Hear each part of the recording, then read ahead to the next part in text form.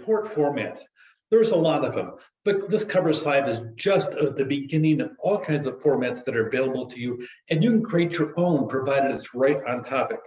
Digital formats, a lot of times you put things in a PDF file. Here's an important point.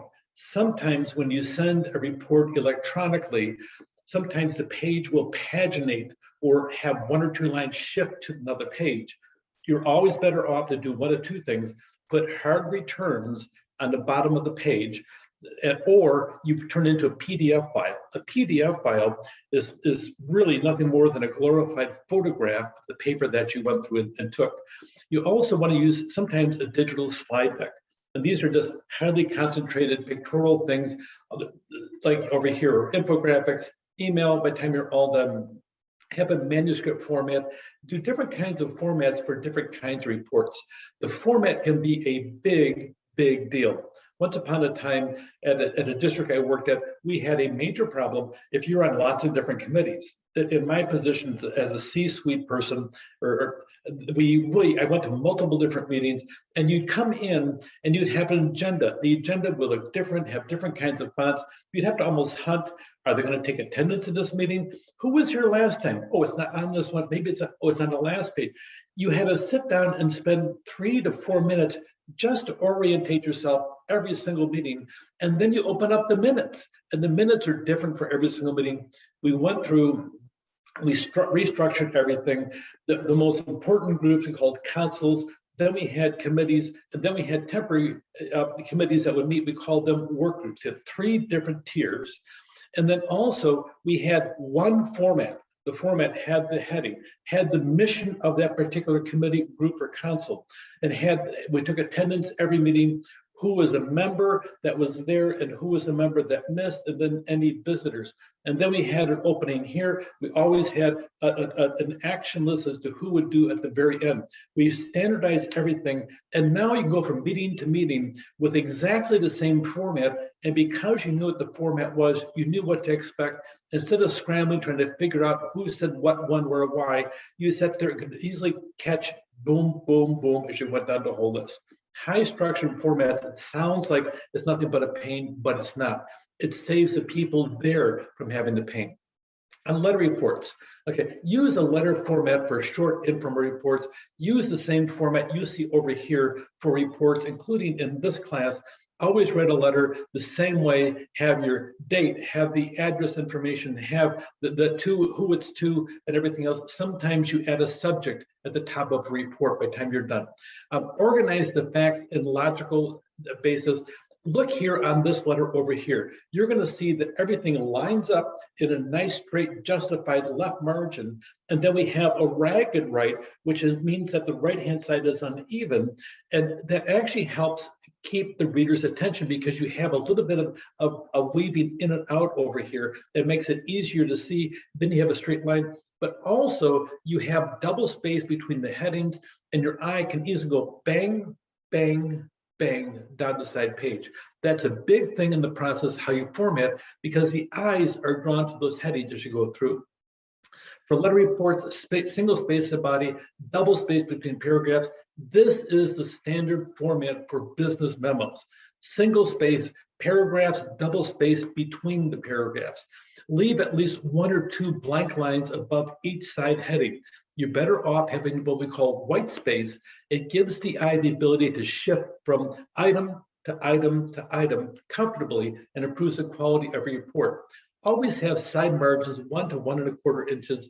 Don't try to stretch them out to sit down and be creative and try to pack more words on the page. That irritates people and makes you look sloppy in the process. Your computer will be generally set up for 1.25, but it depends what you want to have set up.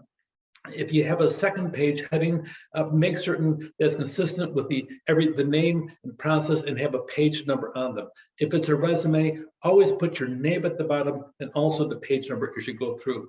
For memo reports, be short, that's 10 or fewer pages in the format by the time you're done, and also leave the side margins, once again, 1 to 1.25 inches. And a lot of times on a memo, put your initials after your name on the top of the first page. and then consider attaching a memo to a cover email for delivery. It gives a little bit informality with the formality as you go through. On emails for a memo reports, always go through, chunk information into groups for quick comprehension. And you have several different topics here. Go on to the next one, chunk additional information there. You'll see here's an example of where there's a heading and then bang, bang, bang, bang. You have multiple different topics on it. Oh, then you shift. You go to the next one, and then you shift. That really helps because you don't want to sit down there and jump back and forth and confuse the reader. Your goal is to be comprehensive in their first pass all the way through. Use concise headings that are very clear, 2, 3, maybe 4 words, but try to keep the size of the heading down, but make it clear what they're supposed to see next. And that way it makes it easy for the reader to go and see that. PDF documents are really good. Reports, they're animated and hyperlinked to other content sometimes. That really helps. If that way they want to do some additional research, they can do that. Slide presentations can be converted into video, also to sit down and provide a little bit different kind of detail and a nice twist to the presentation. And slide decks, they're condensed image-rich format, and they're not intended for verbal delivery, but to be functional all by themselves. Normal functional headings here on the left-hand side, executive summary, introduction, findings, discussion. It's a very formal type of heading, and you'll see a lot of this when it comes down to formal documents meant that could be possibly used for any kind of legal dispute in the process. Talking headings, the best business laptop money can buy. Will smartphones replace PCs? Those are talking headings, and the headings on the right-hand side, they carry forward with what they're already telling you what the topic is going to be in that paragraph or that section as you come through. It depends on what you're writing, what you're going to go through. If it's very formal, functional. If it's a matter of this is a sales document, or if this is informal, or if you have an audience that really doesn't know the topic, the talking headings really are a big help in the process. Keep your headings clear and uniform.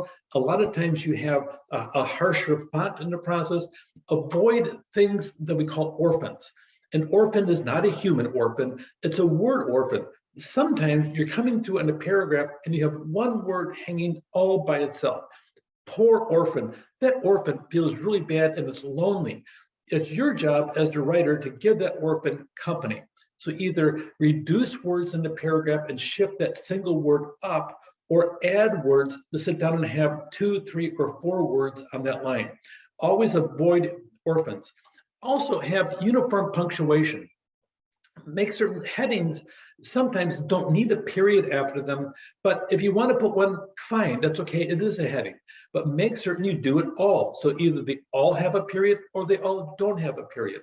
If you want to sit down and have a heading and then have text afterwards, maybe you put a colon, space, and then the text after that. But don't have a colon or a dash in the same thing. Make certain you're consistent with how you do it. Be uniform. Apply uniform spacing. That's why I never recommend having left justification and right justification. What happens is when you do that, both lines, they have a nice, pretty straight line on the way down. But to get that right justification, the computer will adjust the last word and to get to the edge. And they do that by adding teeny tiny micro spaces between the words. And it really distracts the reader. And after a while, the reader kind of goes blah about the whole process. Always have a ragged right, like you see on this page right over here. Combination headings, background, how Apple won.